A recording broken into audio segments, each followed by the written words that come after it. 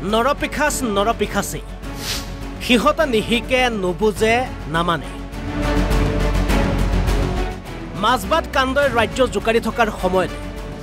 পুনৰ ঢেকিয়াজুলিত অনুৰূপ জঘন্য ঘটনা আকৌ 15 বছৰীয়া নাবালিকাৰ সৈতে নাৰকীয় কাণ্ড মাজবাট কাণ্ডক লৈ ৰাজ্য উত্তপ্ত ঘটনাক লৈ সকলোফালে উত্তেজনাময় পৰিৱেশ কিন্তু জনতাৰ উত্তেজনা উগ্ৰ মূৰ্তি আৰু আৰক্ষীৰ কঠোৰতাৰ পৰাও যে ইহঁতবোৰৰ দৰে ডাষ্টবিনৰ আৱৰ্জনাই শিক্ষা নলয় মাজবাটৰ ঘটনাই সকলোফালে চাঞ্চল্যৰ সৃষ্টি কৰি থকাৰ মাজতে এই নৰপিখাচে পুনৰ দৰং ঢেকিয়াজুলিত কৰিছে জঘন্য কাণ্ড নৰ্দমাৰ পুখেন এই নৰপিখাচৰ নাম হৈছে চাহিদুল ইছলাম ঘৰ ঢেকিয়াজুলিৰ পলাশ বস্তি গাঁৱত আৰু এই পাখণ্ডই সোমবাৰে সন্ধিয়া টিউচনৰ পৰা আহি থকা অৱস্থাত 10ম শ্ৰেণীৰ নাবালিকাৰ সৈতে পুনৰ কৰিছে ভয়ংকৰ কাণ্ড 15 বছৰীয়া ছাত্ৰীগৰাকীক সন্ধিয়া 6:30 মান বজাত জোৰ জুলুমেৰে টানি আজৰি ছাত্ৰীগৰাকীৰ সৈতে সংঘটিত কৰে জঘন্য কাণ্ড অভিযোগ অনুসৰি এই জঘন্য কাণ্ডৰ বাবে এই নৰাধম চাহিদুলক সহায় কৰিছিল অন্য 4 বন্ধুৱে শেষত ঢেকিয়াজুলিৰ আৰক্ষীয়ে আটক কৰে এই নৰপিখাচক দুদিনমান আগতে দেখিবলৈ পাইছিলোঁ ওদালগুৰি জিলাৰ মাজবাটত এনেকৈ এটা ডাঙৰ ঘটনা হৈ যোৱা এটা মানে ক্লাছ 9ত পঢ়ি থকা আমাৰ এজন নাবালিক ছোৱালীক যি ধৰণে নৰপিখাক 5জনে মিলি ধৰ্ষণ কৰিলে ঠিক তেনেধৰণৰে ঘটনা এখন আমি যোৱাকালি সন্ধিয়া প্ৰায় 6:30 মান বজাত আমাৰ ঢেকিয়াজুলি থানাৰ অন্তৰ্গত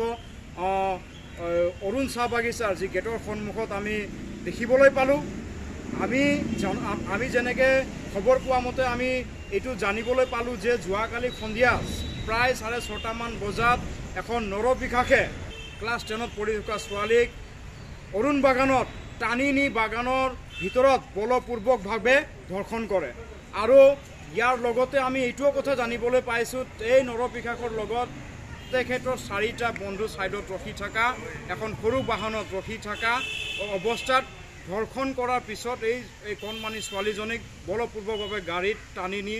মানে উঠাবৰ চেষ্টা কৰাত এই আমাৰ কণমানি ছোৱালীজনে মানে তথাকথিতকৈ নিজৰ প্ৰাণ ৰক্ষা কৰিব তাৰ পৰা পলায়ন কৰে আৰু ইতিমধ্যে ঘৰৰ মানুহক যেতিয়া খবৰ দিয়ে ঘৰৰ মানুহে যায় এই ছোৱালীজনীক উদ্ধাৰ কৰে আৰু ইয়াৰ লগে লগে তাৰ স্থানীয় মানুহে এই ছোৱালীজনীক কৰায়ত্ব কৰি যেনেকৈ ঢেকিয়াজুলি আৰক্ষী চকীৰ প্ৰশাসনক যেনেকৈ অৱগত কৰিলে আৰক্ষী চকীক আমি আদিবাসী ছাত্ৰ সন্থাই মানে ধন্যবাদ জ্ঞাপন কৰিছোঁ আৰক্ষী চকীৰ আমাৰ আৰক্ষী বিষয়া ৰাজা চৰকাৰে তৎকালীনভাৱে নিজে যায় এই জাগাত যি দোষীক কৰায়ত্ব কৰি তেখেতক মানে থানালৈকে আনি মানে